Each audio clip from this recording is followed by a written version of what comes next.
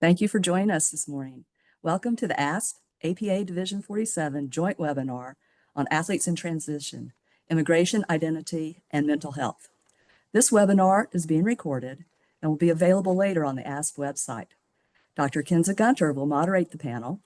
We'll start the panel with each of our panelists introducing themselves, followed by discussion of current implications for international athletes coming to the U.S. and U.S. athletes participating in international competitions. Then we'll pause for a brief Q&A on these topics. I'll give you a reminder to use the Q&A feature for questions for the panel, not the chat. And please indicate if you have a question for a specific panelist, or it will just go to the panel in general. The panel discussion will then continue with the impact on mental health, performance, and identity. Finally, we'll wrap up with another opportunity. Now, it's my pleasure to introduce Dr. Kenza Gunter.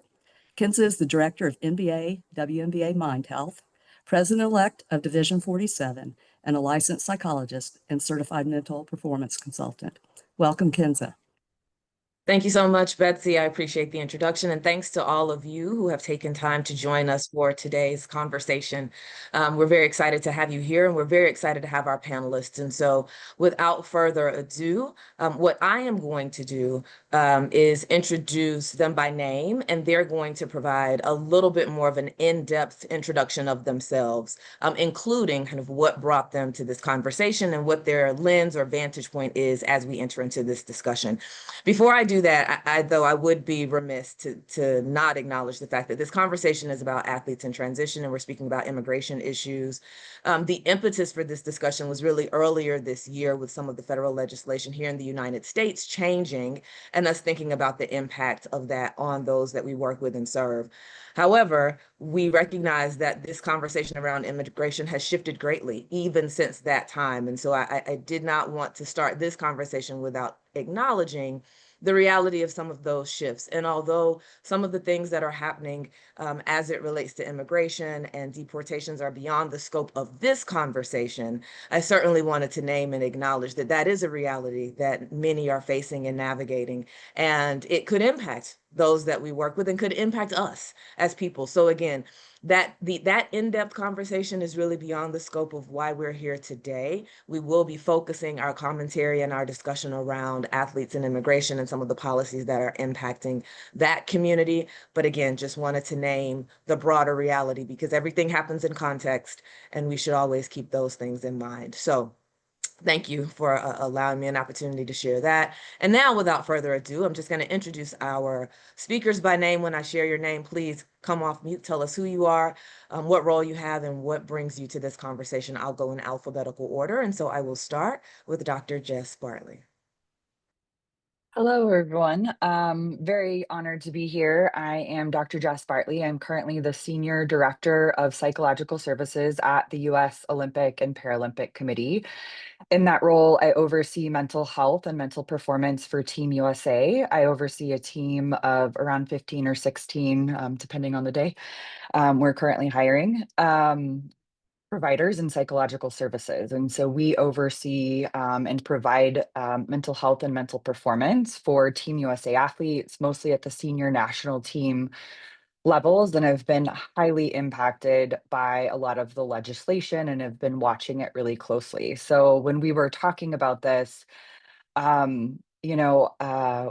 was really interested in the topic and have been following this really closely. My vantage point is watching it as our athletes are navigating this in other countries. We're having to work with athletes who are having to choose whether they go to other countries to compete, whether other athletes from other countries are able to get into the country to come to competitions in our country. And then I'm also the current president for APA Division 47. I'm a member of AASP and ISSP. And so following it really closely, just being a member of this community as well. I do want to share that I'm not speaking on behalf of the U.S. Olympic and Paralympic Committee, but a lot of my information is from the U.S. Olympic and Paralympic Committee. We've been in a lot of conversations with the government.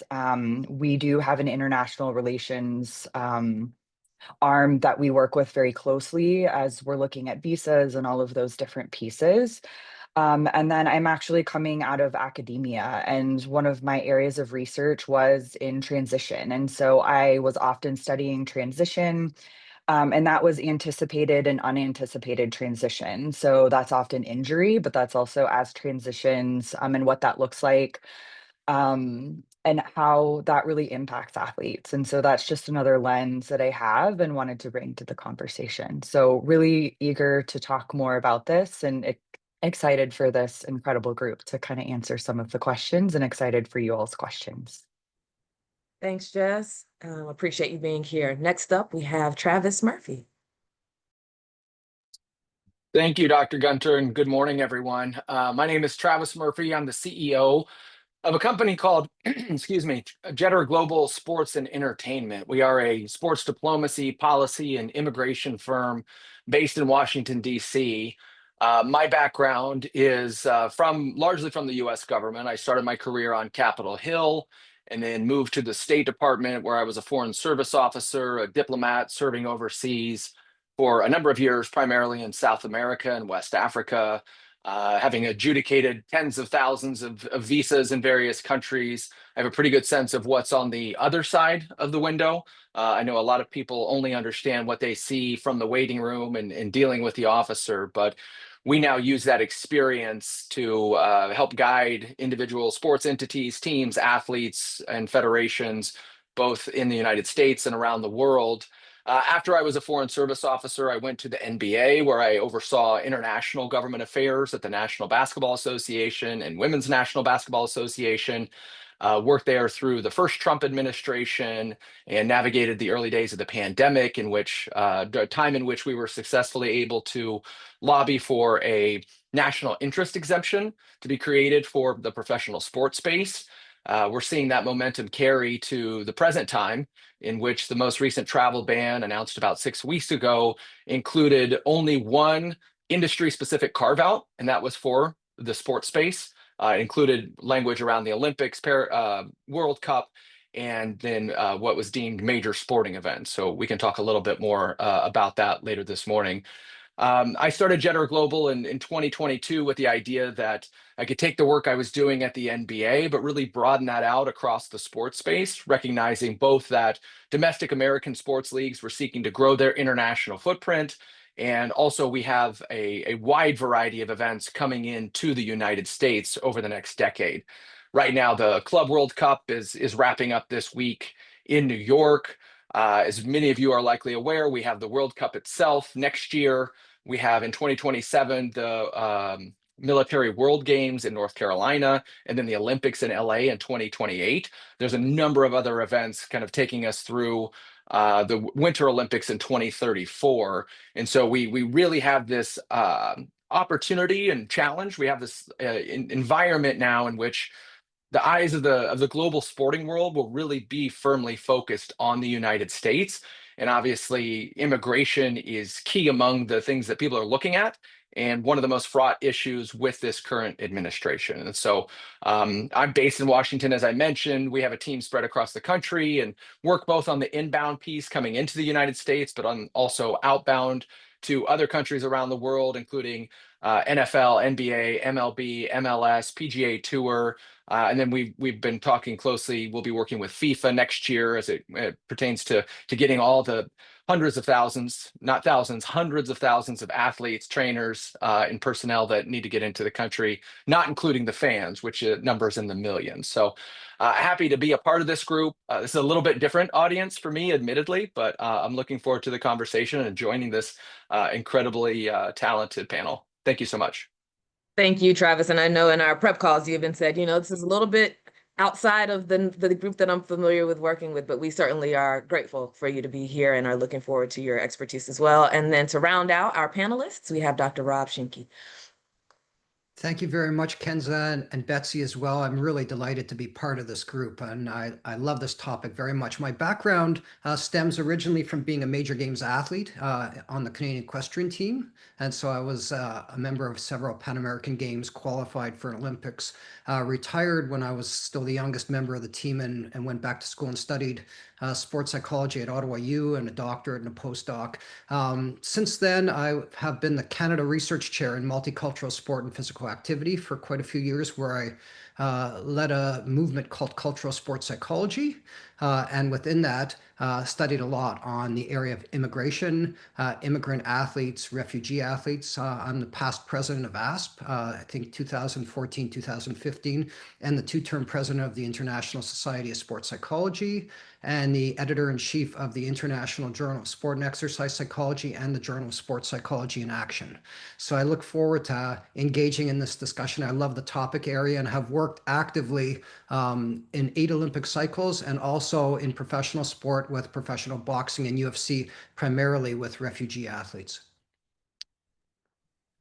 Thank you so much for being here as well. Again, thank you all. And let me just remind the attendees, certainly if you have questions, please put those in the Q&A box early. We'll be having a moment during the middle of the conversation where we'll get to those. But let me start the conversation. And Travis, I want to come back to you because I know people generally have a cursory idea of what it may take for an individual athlete to come into the United States and what the legal pathways historically that have existed for them to be here. But over the last few months, as we've said, that landscape has shifted. So can you give us just a general kind of 101 summary of what the traditional path has been for athletes to enter into the States to compete, and kind of what are some of the major changes that have happened in the last several months?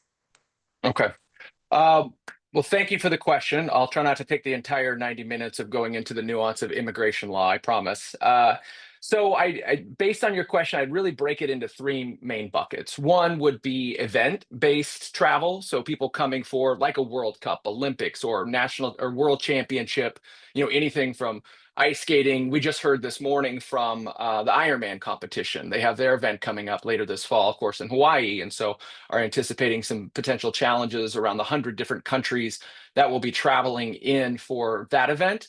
Since they are not coming into play in a US-based league, it's slightly different from that, the second category, which is a US-based league. So that's anything from Major League Baseball to National Women's Soccer League, NWSL, NBA, WNBA, NFL. That's a professional league, which is a slightly different process.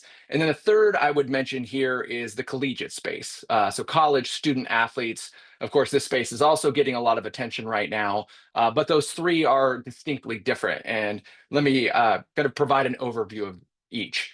So first, as it pertains to the event-based travel. So people generally are able to travel to the United States for the purposes of participating in a sporting event or championship, any sort of competition on what is called a tourist visa.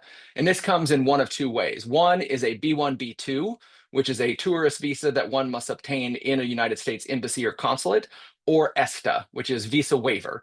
There are currently 42 countries around the world that qualify for this. Think Western Europe, Japan, Korea, generally countries that are allies and have information sharing with the United States from a security perspective. Canada, Australia, France, United Kingdom, Spain, those are all ESTA countries. But if you think like anything pretty much south of Texas, outside of Chile is an ESTA country, but all others in Central and South America, the Caribbean, require a B1, B2, which means they have to go in to an embassy and do an interview. Same with the entire African continent, all of Asia, Middle East. It's really just 42 countries, and then the rest of the world are required to have visas. So that's the event-based space. The professional athlete space, that is people coming in to participate in a US-based sports league, they typically will receive a P1 visa. So coincidentally, P does not stand for player, but it's an easy way to remember it. Player visa is a P1 athlete. And so that visa is also obtained through a US embassy or consulate.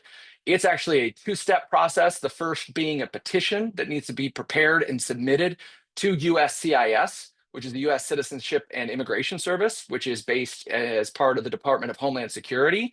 That typically takes 15 days to approve. Once that's done, that a petition is approved by USCIS and there's no issues, the individual athlete must then go to a U.S. embassy and be adjudicated for the P1 visa. They still have to get a visa foil printed and put into their passport, but that is a 2-step process. And then the third is the F1 visa process, which is the broad visa class for students, international students, and which of course would include international student athletes.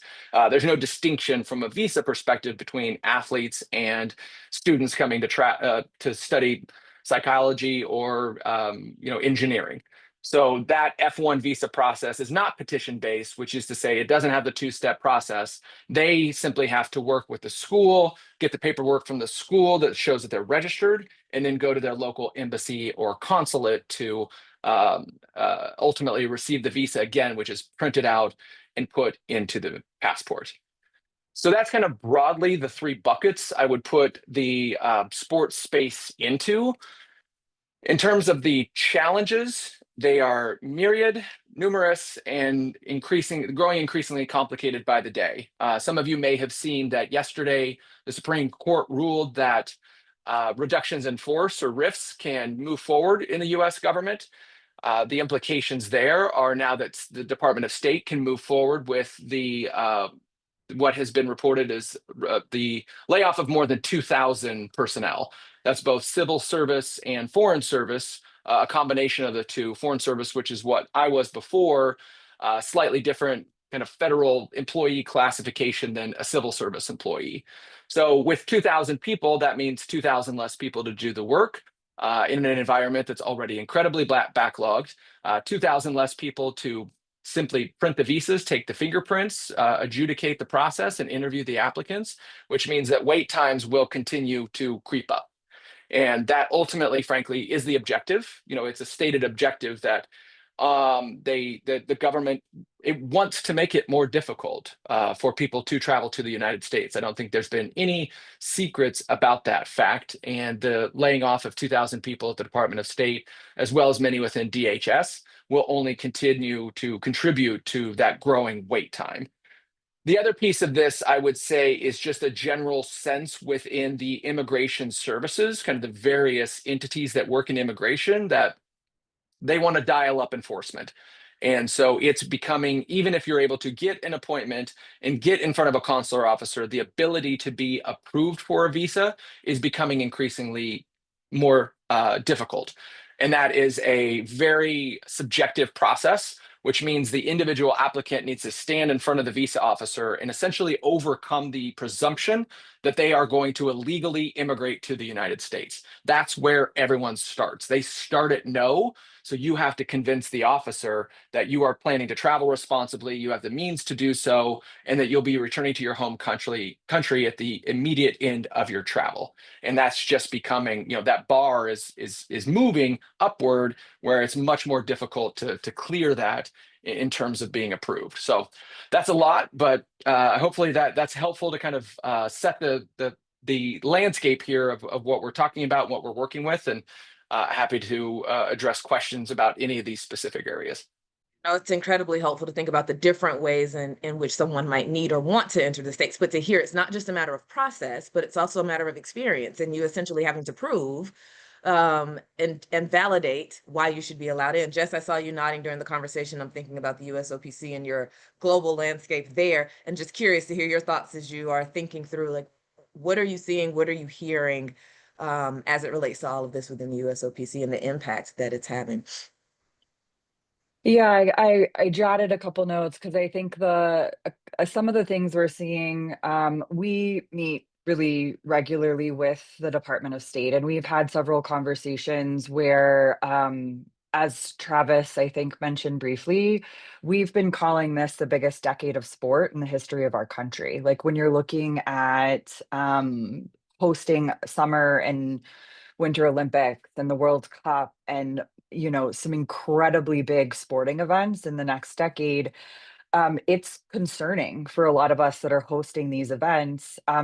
Can we get our competitors into the country, and can we actually guarantee other countries that they can compete here? And so we have an entire department, an entire arm of our organization in international relations, and regularly meet with government officials. And so we actually have part of our organization in Washington, D.C. And so we've been quote unquote guaranteed that the current administration loves sport. And so they will remove all barriers to continue to allow athletes that, as Travis mentioned, if they follow the rules and if they are able to basically agree, like, hey, you're coming into the country for sport to follow the rules and go back to your home country as prescribed, you're going to have no issues. And that's continued to be what is expressed to us is you're going to have no issues. So I think that's truly the first piece that we're seeing at the USOPC.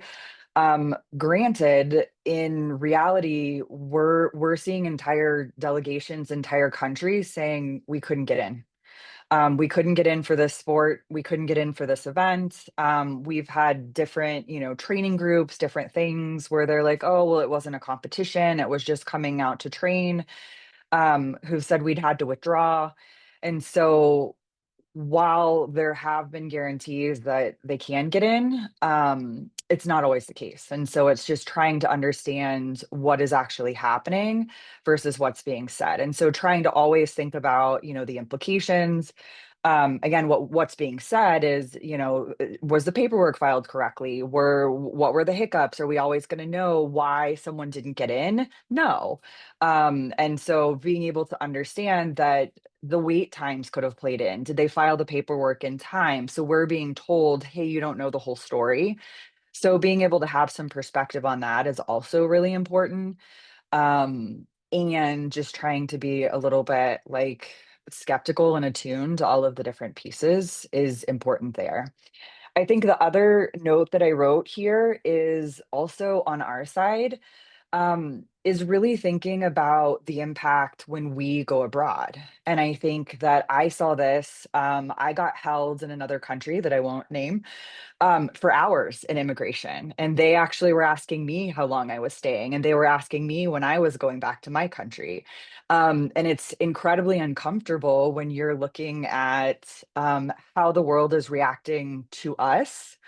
And again, I'm just speaking to my experience, but it was really uncomfortable when I don't speak the language, when I'm trying to assure you I'm only here for 4 days. Yes, I promise this is my date I'm leaving. And I keep thinking of the reciprocity here when the environment it's creating, and thinking of those pieces. And again, I've spoken to a number of athletes having to make decisions where I know they're facing the same thing. So do I leave the country? Do I need to go to this event? Do I want to leave? And how am I going to be treated when I leave as well? Because oftentimes I'm being treated as a bit more hostile. And so I think those are some other pieces. One of the things that comes up as well is then what actually comes up when I'm returning to the country. I do know one thing that may be a bit of a tangent is when I come back, um, if I'm coming back and I may be identified as a transgender athlete, whole nother kind of piece that you may have to consider. So again, just the environment we've created, when we're looking at even coming back into our country as US athletes, that's a whole other piece we're trying to navigate. So not only when these athletes are trying to come into the country, what happens when these US athletes are going to other countries? Absolutely. And we're going to dive into that a little bit more, as well as the point that you said of when you're returning home. But I want to pause for a second on one of the pieces that you talked about in terms of the implications of all of this. Like, what is it you're trying to travel somewhere to compete and perform, and you've trained to do this, and this is what you're trying to do. And then you have this process that is a part of what you have to do. But it sounds like such an intimidating and a challenging and like mentally difficult process. And so I want to stay there on that implication. And Rob, certainly want you to come into this conversation as well. But I'm just curious to hear your thoughts. We're talking about the logistics, but I want to talk about the human element. What is the impact on people, whether it's athletes, coaches, other support staff? What do you all think are in terms of the impact on people navigating this process and coming through and having to prove or having to be being held and being interrogated? Just thank you for sharing your experience. I'm curious to hear the broader kind of psychological implications that you all think may be a part of this conversation as well, when we think about how these changes are impacting people's lives. So a broad question, right? But just want to take it beyond the logistics because it's not just policies and procedures. Like people are being impacted, and curious to know some of the psychological impacts that you think, or the effects that you think might be happening on these athletes and individuals who are trying to navigate these international borders to compete.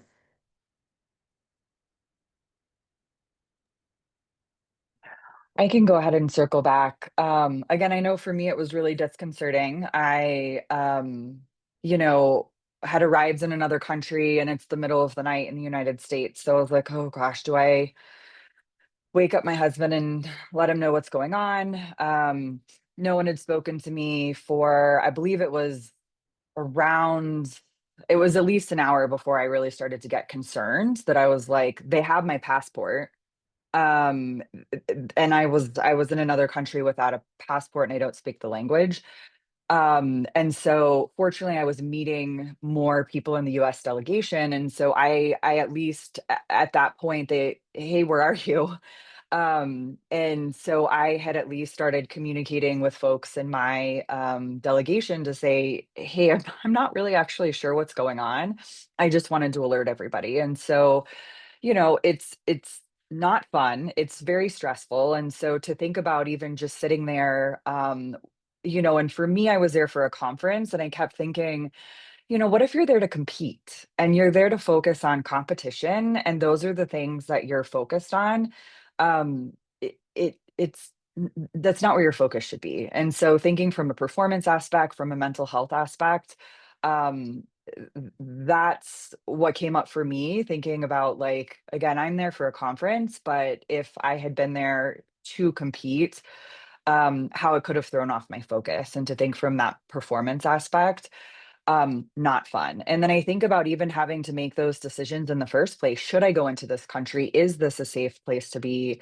Before you ever go. And I think, there's also these implications too that I had mentioned about even coming back into the country. Should I leave in the first place? And so I think those are the things that are new, as far as the current administration, some of the legislation now that have never, I shouldn't say never, that are heightened in this, with some of the legislation, and they cause stress. The focus isn't where it should be, and I know this is we are in organizations that focus on mental health and mental performance, and so that should be a part of the conversation. And that's hard when we think about this and think about, us as practitioners having to have these conversations. And I've heard it from our team, I've heard it from other practitioners.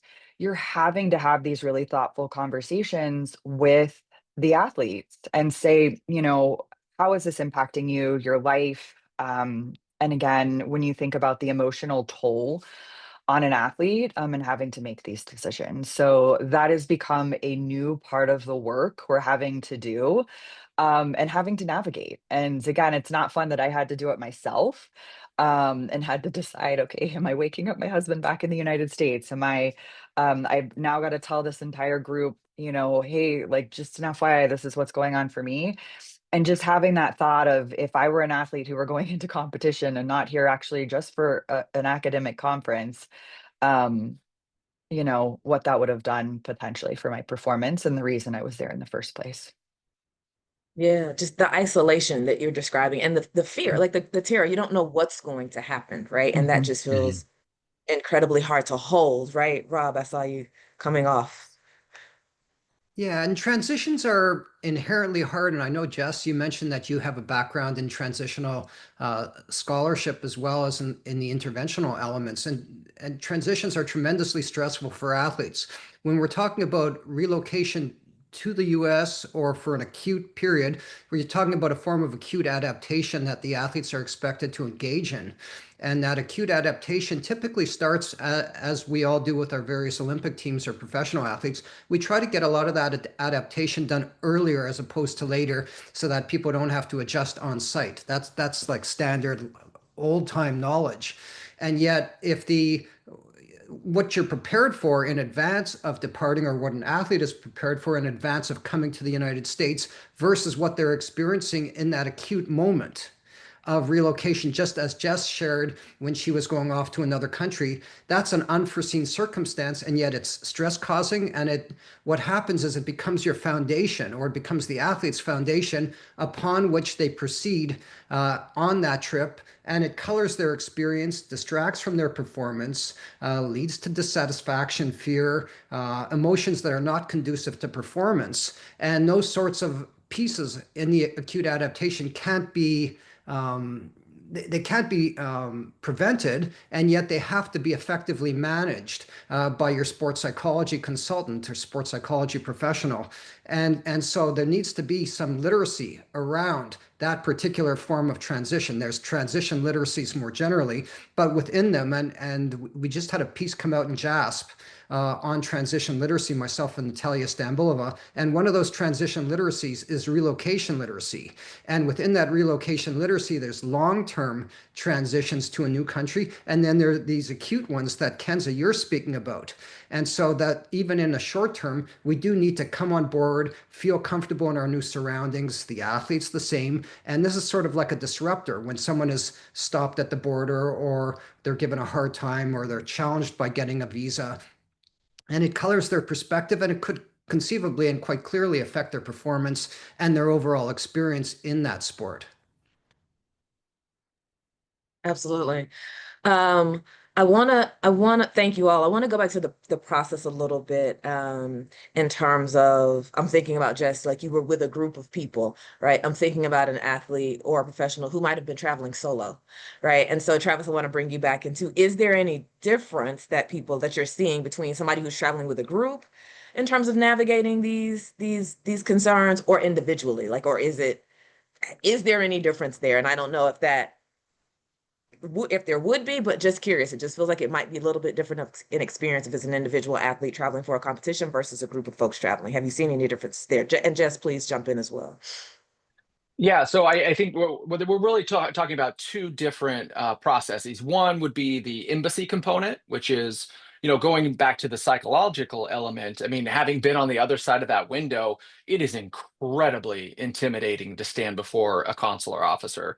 And if you're an 18-year-old, whether it's applying for an F1 visa, or even, somebody who's coming to play in a legitimate competition, I mean, you're going into this edifice, this giant U.S. imposing embassy building.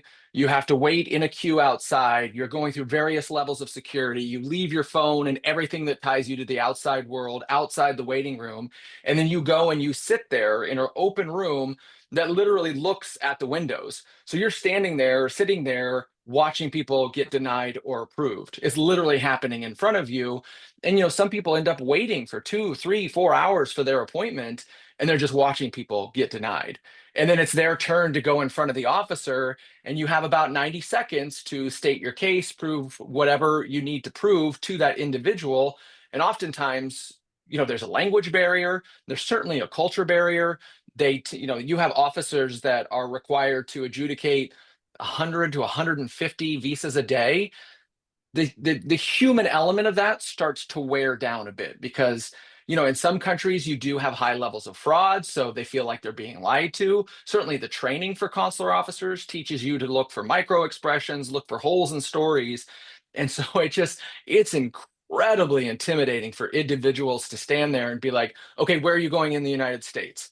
I mean, my first post was in Ecuador, and ¿cuál es el propósito de su viaje a los Estados Unidos? Like, I knew that was that just sticks in my head, because you're drilling people with that as soon as they come into the window, and you start stuttering. It's like, I'm asking you where you're going. Where are you going? And it's like, I'm going to Miami. Well, where is Miami? It's in New York. And then that's it. You're denied. I mean, it really is like, that environment is really intimidating. So there's that piece on the embassy side, and then there's coming into the United States. And again, you could have a queue that's several hours. You're flying into JFK in the middle of the day. You might be in the passport line for 3 hours to get to an officer who's a CBP officer with a gun and asking you why you're coming into the United States.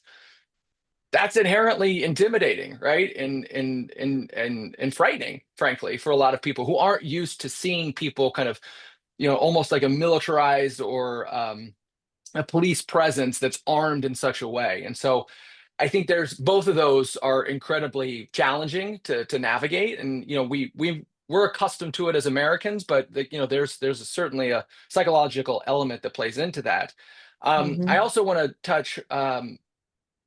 Dr. Bartley mentioned something, which is the outbound piece, and this I think is really important too for people to understand. Is that as we continue to amp up, it's not just the United States that's increasing immigration processes, right?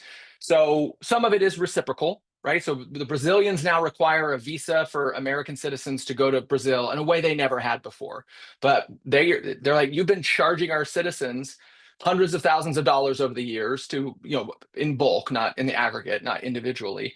We're going to start charging your citizens for coming here. And so, it now costs, and you have to go through an approval process to get a visa to Brazil.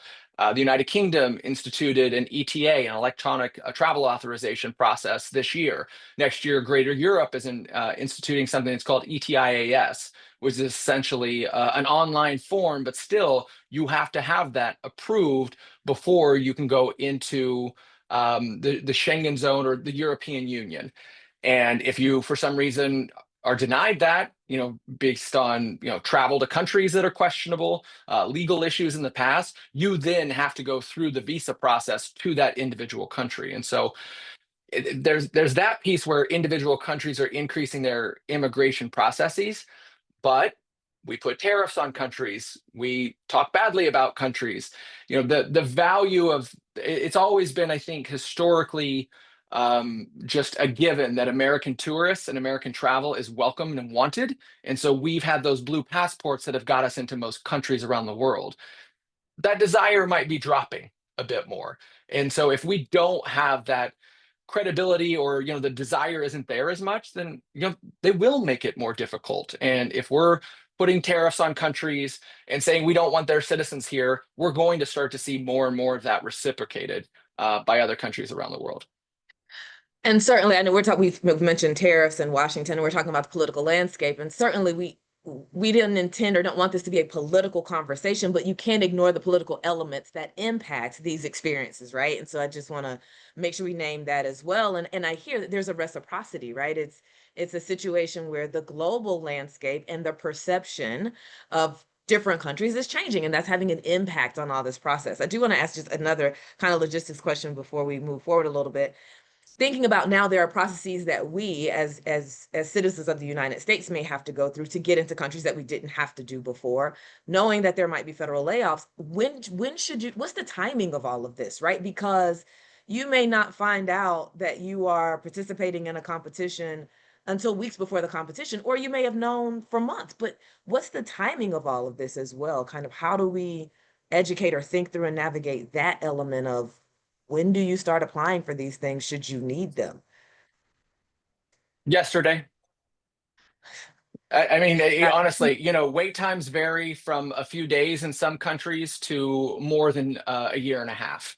And there's always been a process through which you can take the first available appointment, right? And so Colombia is a good example. 6 months ago, the wait time in Colombia was more than 700 days. So essentially, the first available tourist visa appointment was almost 2 years. And that's now dropped. They instituted some policies that essentially double shift in Bogota. And so they're adjudicating a much higher number, and that wait time has dropped. But one of the questions here is, if somebody doesn't qualify until a month prior to the competition, what do they do? And I think that outside entities have to start thinking about this from a bigger picture. And it may be that we have a field of 30, only 12 will qualify. You may want to start the process for 30 of those people. You might want to, look at those who are most likely to qualify and start that process sooner. Certainly coaches, personnel, anyone that is traveling should start the process immediately. They shouldn't wait for the athletes to qualify before they start their process if they know they are going to travel. And so, two things I would say is travel.state.gov. You can search any country around the world and see the outbound travel requirements. So that's for Americans and other citizens traveling to, or it's US. So it's US citizens traveling outbound. It's going to give those requirements, wait times, things like that. But for the inbound process, there are websites that show wait times, but they're not terribly accurate. And oftentimes, like the case with the F1s, it said the wait time was one number of days, but it actually oftentimes there's no appointments available whatsoever. So it takes early and really getting on top of it as soon as they know there's any potential for travel to try and avoid or at least get ahead of some of these issues. And I think it's also being strategic. I mean, there's quite a few visas that, for example, like China, a lot of the visas are actually you can extend for like I have a visa for 10 years and then I can go and apply for the actual dates within the 10 years. And so there's ways within particular visas that we've gotten around it. And so understanding it, I will also say, and I'm assuming, well, I know we were going to talk a bit about resources later, but if you work with travel agencies, if you work with particular agencies that know visas, they can actually do a lot of the legwork for you. And there's particular times where paying $200 and $300 for them to do a Chinese visa for you is well worth the money. And so thinking that, I now have, and I think this would have been from Beijing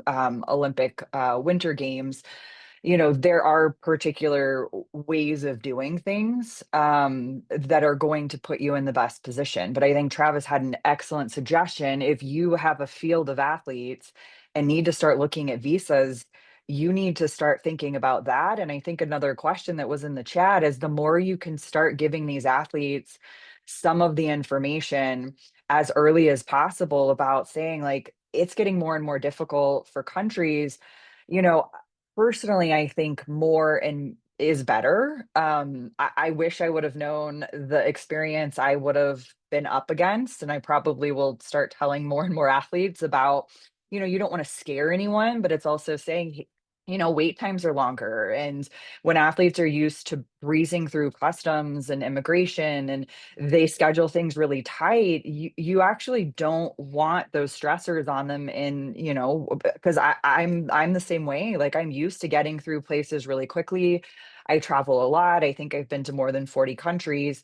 And so when you're used to something, it really throws you when you're stuck in immigration that long, you're stuck in customs a lot longer. There's a lot of things changing. And so I would actually say, from a practitioner standpoint, and based on some of the questions being asked, the more you can start to acclimate athletes to say things are looking a bit different on the landscape. I know you've been to, this Asian country a lot, or you've traveled to Africa, and things are changing, or it's not quite as welcoming as you're accustomed to. I've been very caught off guard traveling in the last few months, and I've traveled quite a bit. And we're very accustomed at the USOPC to having things done for us. And again, I've had much longer wait times. I've had different experiences in the last few months, and attribute it to what you want. But it's been a bit of a different experience that I will start thinking about things differently as I'm traveling in the next few months as well. Absolutely. Thank you. We're going to dive into kind of what we as sports psychology practitioners should be thinking about. We're also going to dive into some of the cultural elements of all of this in a moment. I know you earlier, Jesse, you mentioned if you've come back and you're identified as a transgender athlete, that's an experience. As you continue to talk about some of the things that you have to have, I'm thinking about cost and finances, and that's different for our athletes, and if they have the economic resources to even support some of these processes. So we're going to dive into that in the second half of the conversation, and we're going to get to the Q&A in just a moment. But before we go there, Travis, I want to come back to you because in the prep call, you mentioned that there's a social media element to some of these processes now that may be new. And so I want to give you an opportunity to share a little bit about that before we get to some of the questions that are in the Q&A. Yeah, speaking of psychological challenges, so many of you may have seen that there are new requirements in place, or new screening processes that have been implemented by the Department of State, particularly for students, including student athletes. So F1 visas, if you'll remember from the top of the call. Essentially, what that means is that individual consular officers. So, when I say consular officers, these are foreign service officers who work in an individual embassy and are the ones that adjudicate the visas. And so they are now required to do the interview with the individual applicants. And there's hundreds of thousands of student visa applicants every year. Some are on different cycles, some don't need to. There's obviously more international students than that, but not everybody needs to apply every year. But they now have a requirement where consular officers are to review social media. And so that's been kind of the biggest headline, is that they now have a social media requirement. Now, in fairness, it has been required on student visa applications for the last 10 years or so to include social media handles. But now there's just a much more rigorous requirement to look at their social media. And a couple things there. One, that means that the individual students are now required to put them set to public.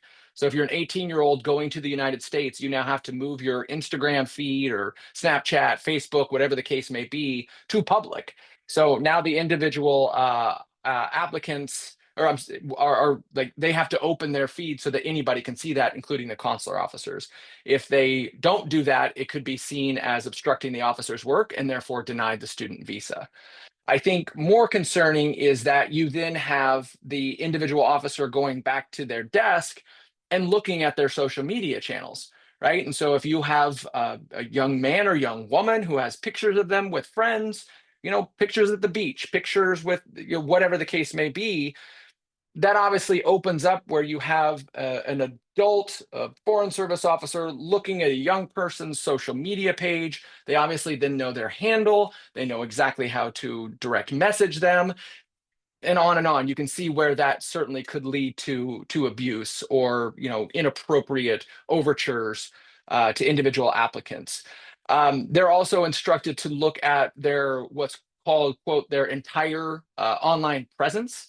So it's again very highly subjective. It's not just protests against Israel or in support of Palestine. Like they're looking at anything that might be perceived as illegal or harmful to the United States. Again, highly, highly subjective. And you're almost creating an environment now where these consular officers, who are already trying in a very short amount of time to determine one's intentions in traveling to the United States, they now are almost playing like a moral police, looking at things that might be considered unlawful, underage drinking. Again, you have cultural norms that are very different country to country, and you could have an officer that then applies kind of U.S. law and their own personal morals to individual cases. So it opens up this, I guess, an environment that is, again, rife for abuse, but also just subjective to a point of where it's really just luck of the draw for what officer you get, how much time they spend on your social media profile. And, if you say, hey, I don't have social media, they're still going to go search. And if they find you online, you've then lied to a consular officer of the United States and could be slapped with a ban because you've committed fraud. So there's a lot of kind of pitfalls and potential landmines in this space now for people who are coming to the United States potentially for the first time to go to school and are 18 years old. And certainly in a medium by which many of us use social media for a number of different reasons, and it could be now used against you in some ways, and it just creates, like you said, people are in the position of judging others' lives with different cultural norms, different cultural realities, different experiences. No context is being taken into consideration. It's just looking at that information. So, but good for us to know, particularly thinking about the communities that we serve and work with. So, Brandon, Betsy, I'm going to pause and come to you. Do we have questions in the Q&A? We do. And actually, I'd like to go back to Travis real quick, if we can. We've kind of moved into talking a little bit about the collegiate space.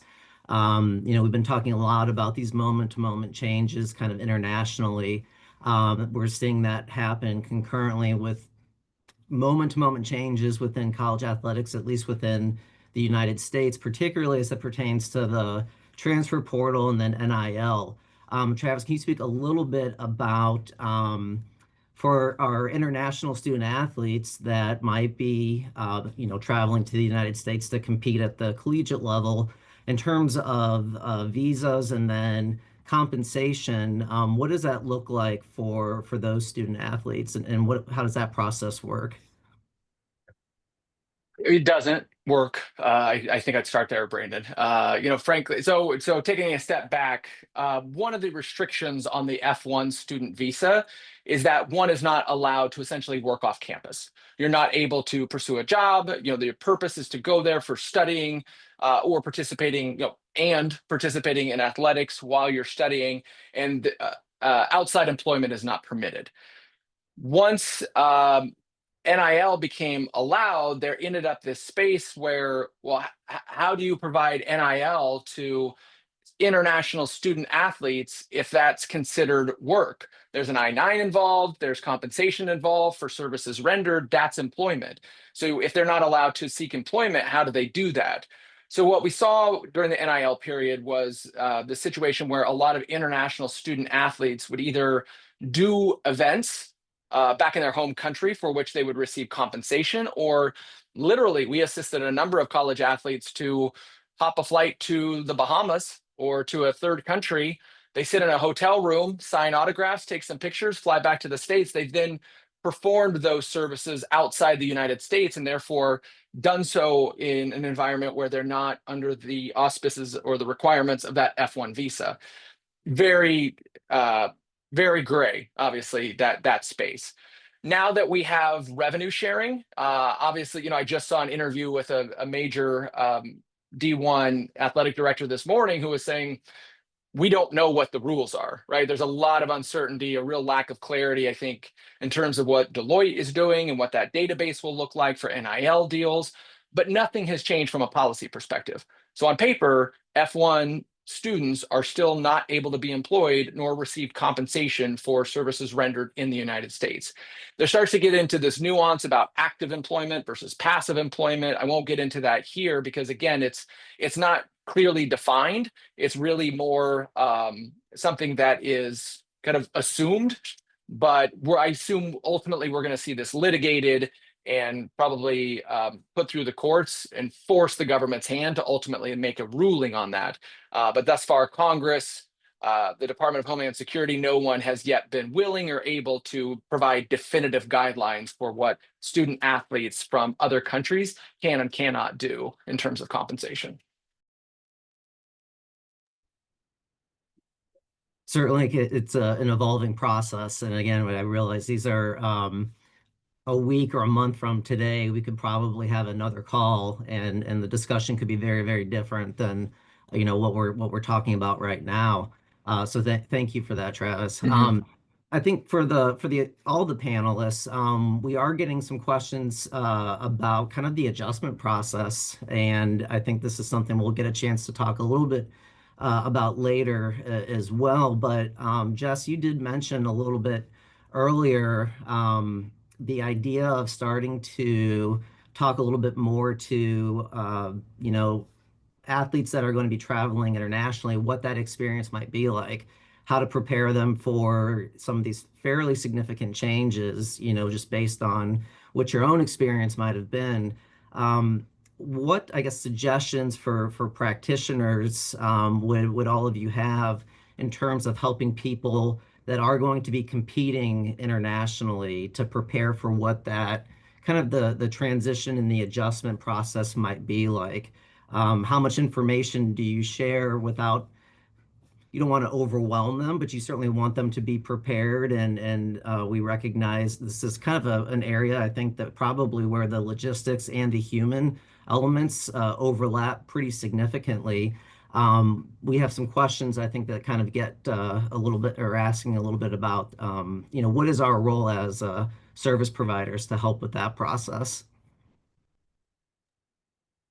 I can follow up quickly on my take on it. I know at the USOPC, we have quite a bit of resources on the logistics side. And I think it's been mentioned quite a bit. Do you go to the State Department? Do you go to some of these websites and at least get a sense of not only what the lay of the land is, what the resources are. I mean, we really try to educate the athletes on what your resources are if something comes up, and where's the embassy, and what are some of the things should something come up. And I think that's honestly good practice, regardless of the times and what's going on. I mean, I think we've been trying to do that for a long time now. And so I think there's that logistical piece of having the resources that's going to be helpful. And then I do think that it's been helpful for us to really push athletes, whether it's talking with us, talking, hey, have all of you all been, we have World Aquatics coming up in Singapore. And that's a lot of events. That's water polo, that's swimming, that's diving, that's artistic swimming. And who's been to Singapore lately? What is that like? What's the process? And that's a very organized event. And so, do they talk to each other? What is that going to be like? What's the process like? Who's been recently? And so do they talk amongst themselves? Have there, providers that have been? And so I think us as providers can also get some of that information for them, or, have other athletes been? And so I think there's different ways of crowdsourcing things a bit. So it's not such a, I almost want to say, like, mystical experience. It's so you're a bit more prepared. And so I think that's been something I know as a provider, I do work with athletes on, is I would want to help prepare them for competition. And I think that's a part of it, is what are some of these other pieces going to be like? And I wouldn't want them to get caught off guard. And so I know that, we actually had prepared some athletes when there were protests going on in particular cities recently. So we were like, hey, by the way, like, there's protests that are going on right outside of your competition venue. You better make sure that you're, have a little bit of extra time, and, X, Y, and Z is going on. Like, we have had to have some of these conversations with athletes, not only for logistics, but also like, what happens if you see this? What happens if this goes on? And I know we've even had things as far as some of the fires, some of the flooding. I mean, life happens. And I think that it would continue to serve us to have not only the logistical pieces, but the life pieces as well in the conversations that we're having. I would love for Rob to jump in on this one too, just thinking about ISSP and the things that you've experienced, witnessed, and transition being a huge part of your work as well. Yeah, and there's very little done on acute transition literacy. In fact, I've seen it work on acute adaptation, but I haven't seen anything specifically laid out on acute transition literacy. And that transition literacy, when you start unpacking it, is that part of it, as Travis has pointed out, is what happens when you get in front of a consular officer and what is generally an appropriate response and an effective response, so that one could be in control of oneself and really be at ease with it. It's just as we prepare people for what an Olympic Village is like, or what walking to the ring on an HBO event is like, these sorts of general transition literacies for acute travel are very important. And then there's the other piece of acute transition literacy, and that's the part of once you clear customs, or someone relocate or acutely relocates to the US, is what is the process of integration in that finite period of time to ease the process. I have never really formally seen modules to any Olympic team that I've worked with, or that I've been surrounded by both in Canada and abroad, doing work on transition literacy. They do stuff on contextual literacy, and yet not on how to manage oneself. And then also how, like, there's ideal circumstances with customs officers or consular officers, and then there's less than ideal instances, and those are coping situations, and how do you cope effectively? And those could be generalized cases where here's some general guidelines, and then on the other hand, as Jess pointed out, you go to specific countries, and then there's more granular level preparation that the athletes have to be, and also the accompanying staff have to be ready to address and to deal with. So there's the generalized work that needs to happen when athletes are onboarded into a high performance setting and they're preparing for acute travel. And then there's some of the on-site granular preparation, that has to be a follow-up that's contextualized relative to the particular travel. And both of those should be systematically integrated into the intervention. Now, within the ISSP, we've come out recently with the ISSP position stand on transitions. And we've taken a stand on that. And within it, we've looked at acculturation and taken a look at some of those linear and non-linear paths. Linear ones being a very effective process where someone can relocate for that period of time and carry on with their business. And then some of the non-linear things are when someone hits a barrier and they're dissatisfied or concerned, or they've got some sort of maladaptive emotion, and what happens to them in that consequence and how to reorganize them. And those are all parts, hopefully, of what we'll get to when we get to the interventional piece. But the education around acute transition literacy has to be general, and then it has to be followed up in relation to specific, more complicated countries about what the athletes should expect and how to effectively manage it, and then what happens when things go a little bit wrong, and how to manage yourself and optimize your responses in a challenging circumstance. Thank you all for your thoughts about that. We're starting to get some questions about, Rob, kind of what you were alluding to in terms of resources and I think some, additional kind of like applied practice, what that might look like in this space. And so I know we have some questions set up to target that. So we'll look forward to being able to answer those questions and addressing those questions in a little bit here. Thanks, Brandon.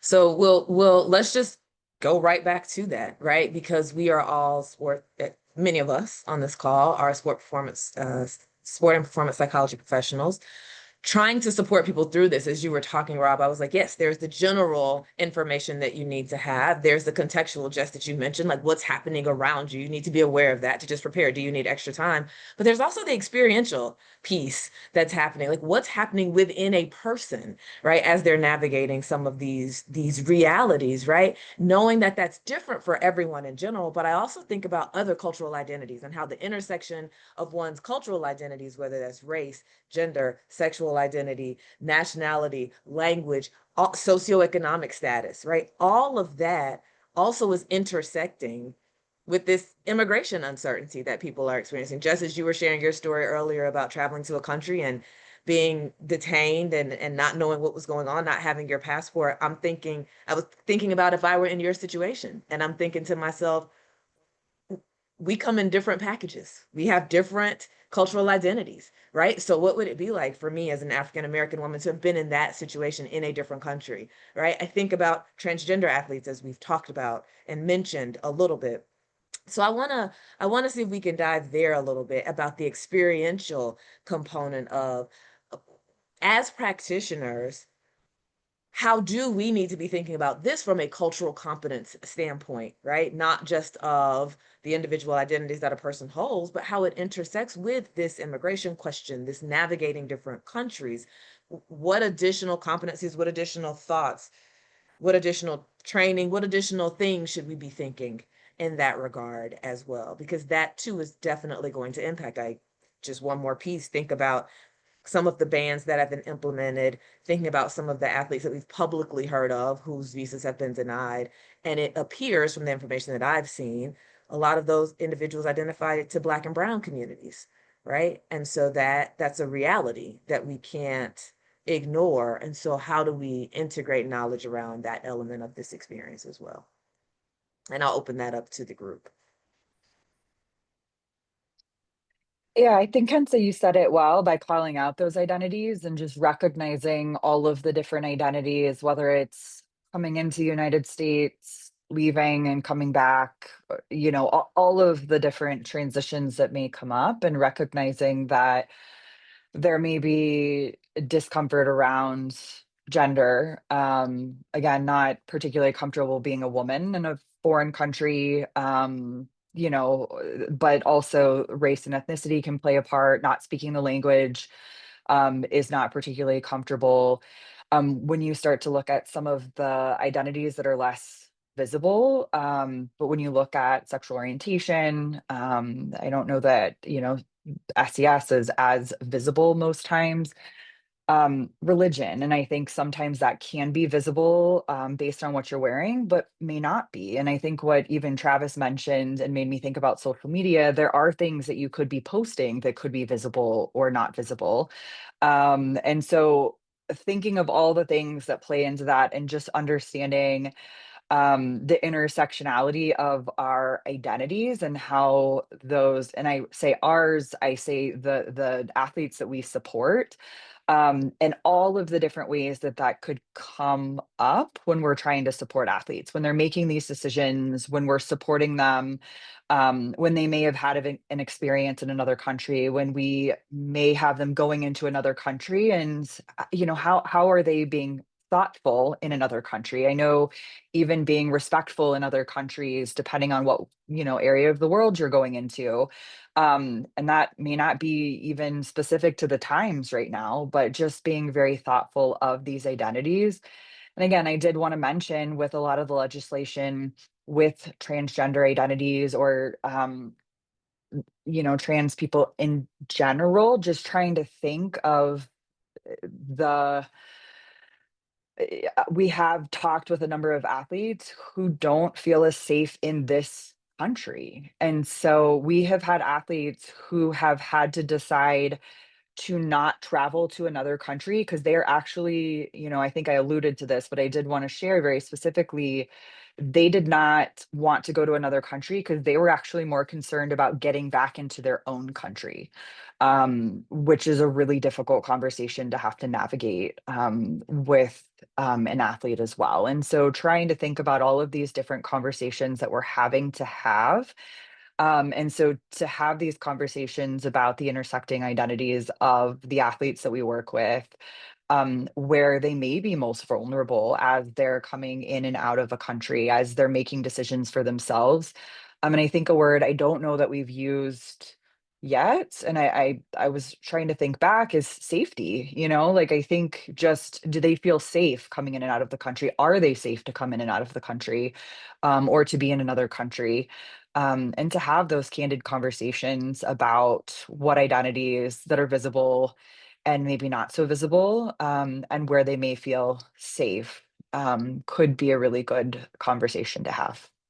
Yeah, I think that word safety feels very important in this context, right? I'm thinking through, you know, you want to feel the freedom to be yourself and to express yourself wherever, whenever, right? And recognizing that that is increasingly becoming threatening and difficult and challenging, and wanting to have this conversation in the context of a person's identity and what that means to them, but also in the context of safety. And those safety concerns may be very much so connected with the changing landscape politically, as well as what's best for that individual. But nothing is easy about any of those conversations, because you never want to suggest that someone has to suppress any aspect of themselves, and yet you do want them to be safe. And I think that is a very real word that has to be a part of the conversation.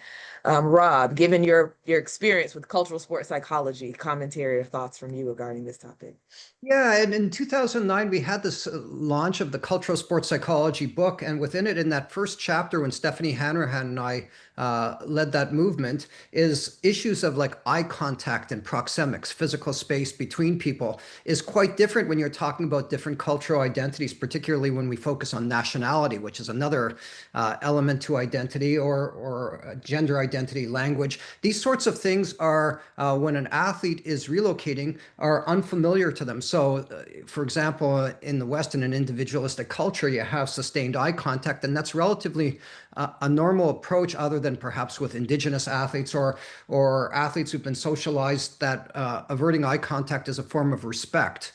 Whereas when you're going in front of, say, I'm still stuck on this consular officer, or going through embassies, or having these sorts of experiences, or even in venue, is when people have mannerisms in the receiving culture, the culture that you're now in, once you've come to this new country, and those mannerisms are regarded as perhaps aggressive. Sustained eye contact being one, physical space being another, where you're actually closer to the person being interviewed than they're comfortable with. Or as an athlete, the person is standing 4 or 5 feet away from you, where you're accustomed to having people more into the 8-foot or 9-foot range because you come from more formalized culture. Those things could put people ill at ease. And then the consequence is what presents to the person from that receiving culture is an athlete in distress, and there probably isn't much effective training. There might be effective training for people to monitor micro expressions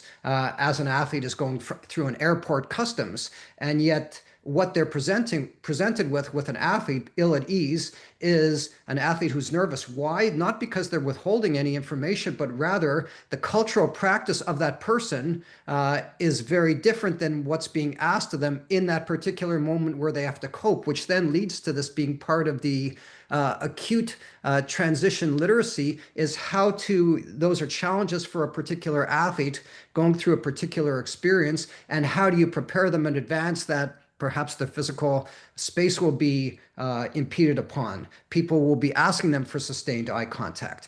People will be asking them to be interviewed, say they're a devout Muslim female, as I think you identified, Kenza, and now they're being interviewed one-on-one by an individual customs officer or a sport official at an event or what have you, and those things are very uncomfortable for them, which then impedes their performance because it's so unfamiliar and that they have a hard time coping with it.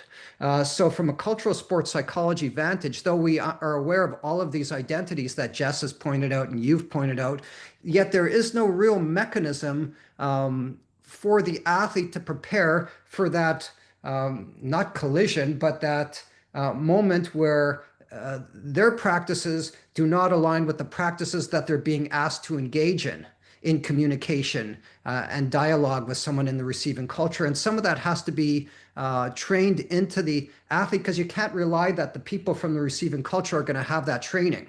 So that's going to be, it's not even a hardening, but it is an awareness that you will have this level of discomfort, and that's normal, and to normalize the discomfort and to know a little bit about what to expect with such things as guidelines like eye contact, proxemics, gender, language differences, understandings of sexual identity, the socioeconomic status, those sorts of things is very important. But I think a lot of that is going to have to be shouldered by the athlete, which then leads to the a priori literacy in advance for those athletes more generally, as I said before, and then more specific in relation, as you pointed out again, Kenza, to the context where they're traveling next. And so as you're talking, Rob, one of the things that keeps coming up for me is, and what's our responsibility in that as sports psychology professionals, as sport and performance psychology organizations, like what's our responsibility? Because I hear both you and Jess have talked about in kinds of what we can do. I heard Brandon say a lot of the questions are, what are some of the applied things we can do?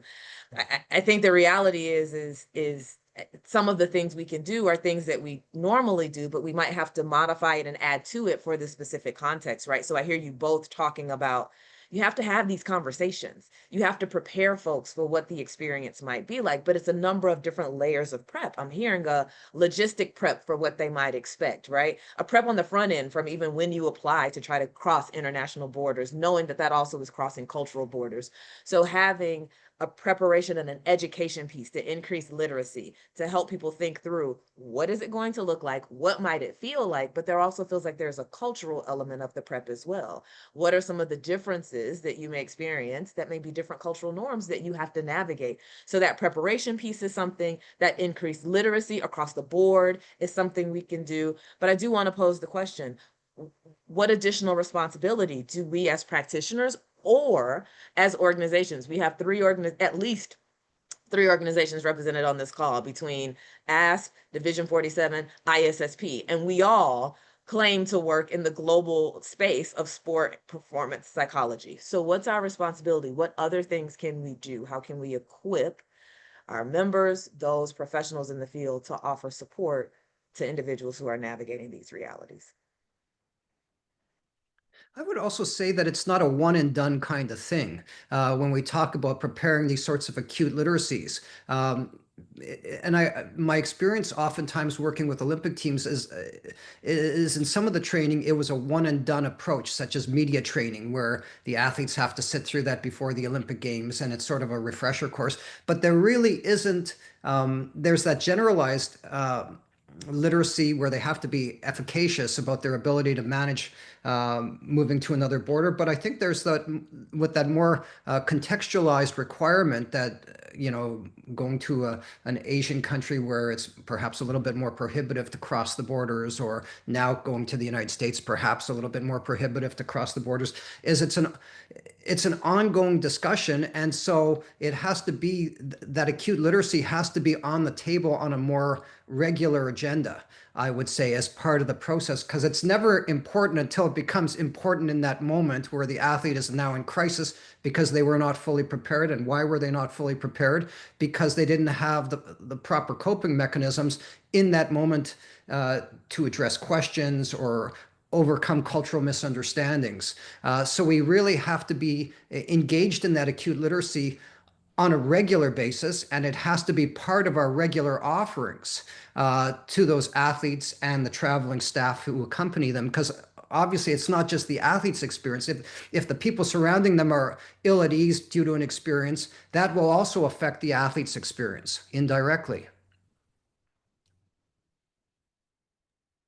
As you were speaking, what came up for me there was you said it's not a one and done type thing, like the literacy has to be ongoing because, of course, the landscape is constantly changing. So the literacy needs to be ongoing. I'm also thinking that it may not even be one and done in processing what the experience was like for an athlete who had to navigate this moment. Even if you had zero issues with obtaining a visa and coming from the States to another country or from the country to the States, even if you had no issues whatsoever and it was a relatively quote unquote smooth process, that doesn't mean that it wasn't an impactful process. And so I think also being aware that impact can happen, emotional, psychological, mental health related impacts can happen independent of what the process actually looks like. Just the anticipation of what the process might look like and how challenging and threatening and intimidating it can be can create an impact. So I also think that's something that we as practitioners likely need to be mindful of is it may not be a visible reaction and it may not be because the process was bad, but this whole landscape that we're talking about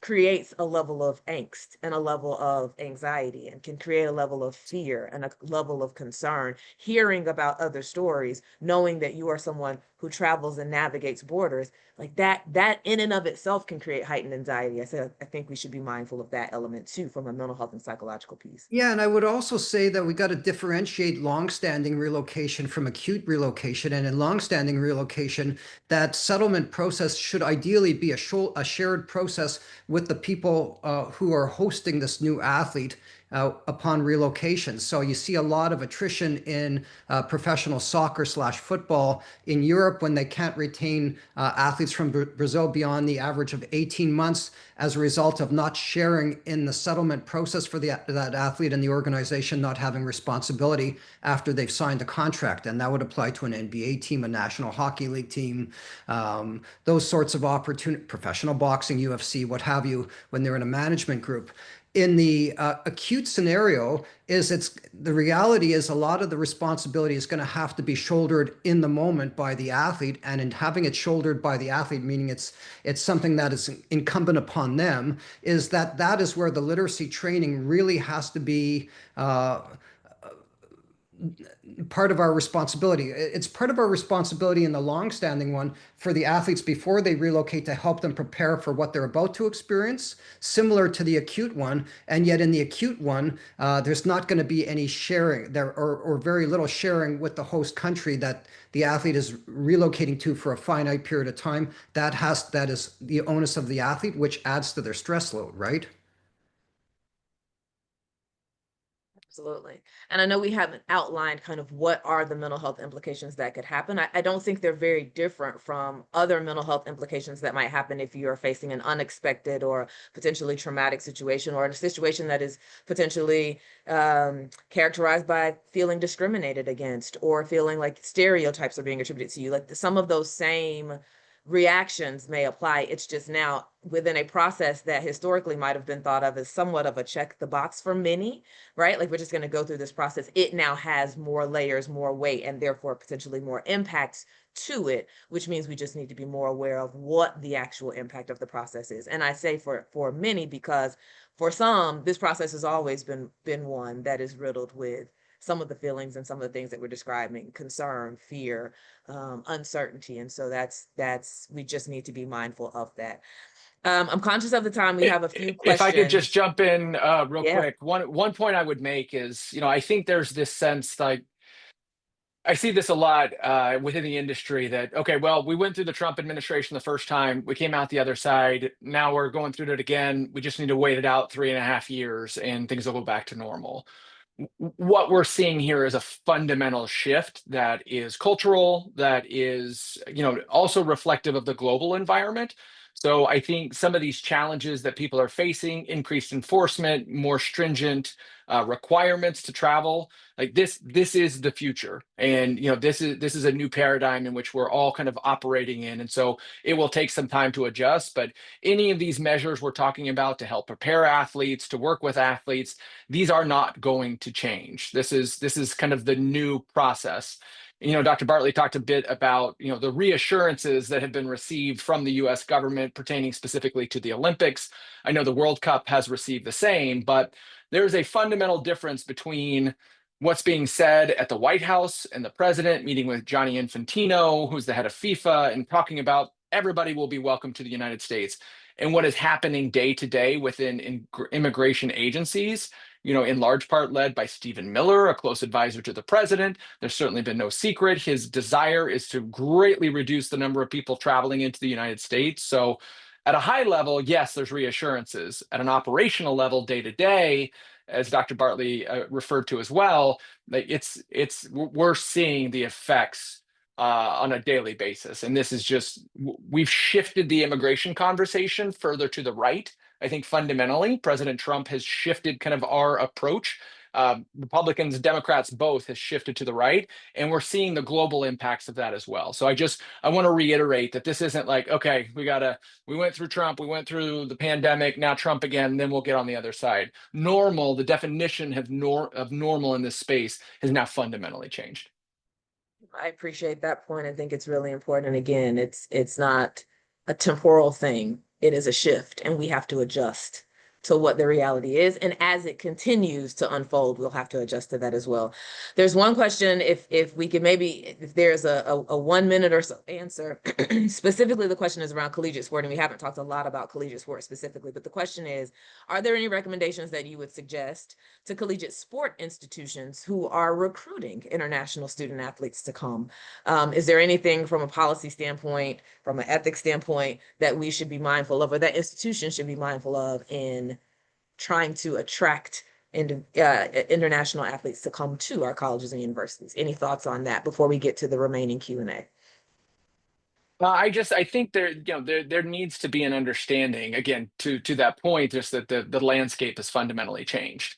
I don't think international scouting recruitment is going to go away, nor should it. We want to welcome the best of the world to our shores, but there are additional hurdles. There is a higher barrier to clear. And so, we're hearing from a lot of schools right now that are like, well, if we're trying to get an appointment, we can't get it done. It's like, yes, this is more difficult now. Like what worked before is not working now. And so we're having conversations with the NCAA about that. But I think it's just, I'm a big advocate, proponent for, the people that have the ability to come here and want to come here to do so, to participate in sports in the United States of America. But they just need to better understand it's not as easy as it once was. It's not 2015. It's not even 2019, right? Things are very different now, and this is the way they are. And so it's going to take more work. It's going to take more time. And so I think getting out ahead of these things, don't leave it for July if they need to travel in August. To the best of one's ability, get out ahead of it as early as possible. So what I'm hearing there is for the colleges, policies will have to change because the landscape has changed. So think about what that needs to look like. Okay, Betsy, Brandon, Q&A. Do we have additional questions? Yes. So we've had a few questions that kind of center around, and this is really for everybody, I think, in terms of resources. So like Rob, I would be remiss if I didn't ask an ethics related question, at least for the group here. So, we're talking about literacy. I'm thinking, like competency based work that practitioners are engaged in. Uh, what are some of the resources that the three of you would maybe recommend, whether they're websites, other resources that might exist that would allow practitioners to stay up to date in terms of what this ever-changing landscape, consists of, and then also from a competency-based, perspective to make sure that we're as practitioners doing no harm and really, supporting our athletes that we're working with to the best of our ability, given these changing spaces that we're working within. Yeah, and I would respond with a couple of possibilities. One of them being a recent special issue in the Journal of Sports Psychology and Action that was led by Natalia Stambolova and Roy Samuels from Israel, and there was two installments filled with transitional scholarship, and it's science to practice in the Journal of Sports Psychology and Action. So it has a lot of clinical implications, and there are several on people and acute transition literacy and the sorts of things that they're doing in their respective organizations to do it. There's a recent paper advanced online in the Journal of Applied Sports Psychology that Natalia and I developed on transition literacies, and there is a whole section on relocation as a transition literacy in that. There's an International Society of Sports Psychology series of position stands on career transition literacy, and within that career transition literacy, there's always a section on settlement issues, be it acute or long-standing. You can look at those as well. I'm sure others would chime in with other resources that they would suggest.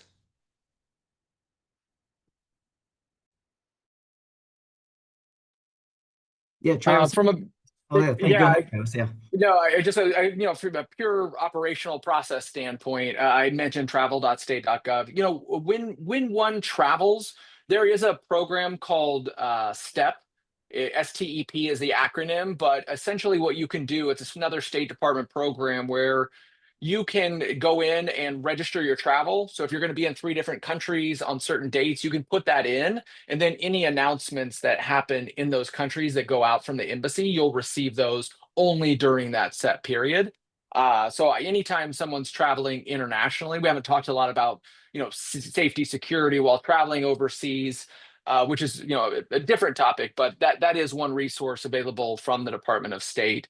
And then, it's a fast changing space right now, and even what you read may not be accurate. So, I think I assume in the aftermath here, we'll share contact information. I see in real time a number of you have connected with me on LinkedIn, so happy to do that. Happy to share my email address for questions after the fact. But I think, just I would say staying on top of what's being reported in terms of what changes have been made versus the punditry. You mentioned, Dr. Gunter, the politics of this, but there's politics and there's policy, right? And there's a lot of punditry and politics around what's changing. And then there's the policy, which is the reality. And I think that a lot of people, the majority of travelers are facing no issues coming into the United States. There are some very loud cases and some inappropriate cases that are being reported and should be reported and are concerning. But daily we have millions of travelers into the country who don't face any issues coming into and traveling in the United States that any different than they would have 6 or 8 months ago. Certainly, I think one thing that we can do is potentially compile some of the resources that you all have shared and potentially have contact information and just make that available so people can access that. So thank you for your willingness to connect and provide additional information for the resources that you have shared. There's one question that I do want to respond to around code switching, and based on the conversation that Rob and I were having a moment ago, asking if we were suggesting some level of code switching and for us to coach some level of code switching. And I think, code switching historically is thought of as a way of changing either your behavior, your appearance, or language in order to fit in. In many ways, the original definition speaks to fitting in from a cultural identity standpoint to kind of counteract stereotypes or to address some expectations that folks may have based on some of your cultural identities. And I think in a way, what we're describing could be considered a code switching, but I think it's a little bit different because I think it falls under that landscape of what Travis just mentioned, safety, right? And so what we're saying is in your conversations about safety, you may need to have conversations about culture and customs and preparing folks for differences and helping them to think through how do you navigate safety if you are traveling in a different country and in a different culture. And so that's really what I think we were speaking to, more so than the traditional thought process of code switching. But I recognize the time, we are right at time, and I just want to thank the panelists for your time and for your knowledge and sharing your knowledge and your expertise with us, and for educating us about an ever-changing landscape so that we can be more equipped and hopefully be better service professionals to those that we work with. So to Dr. Bartley, Dr. Schenke, to Travis, thank you so much. And on behalf of APA Division 47 and AASP, we thank you all for attending and hope you found this webinar to be helpful. Take care and have a wonderful rest of your day and week. Thank you all. Thank you. Appreciate the opportunity.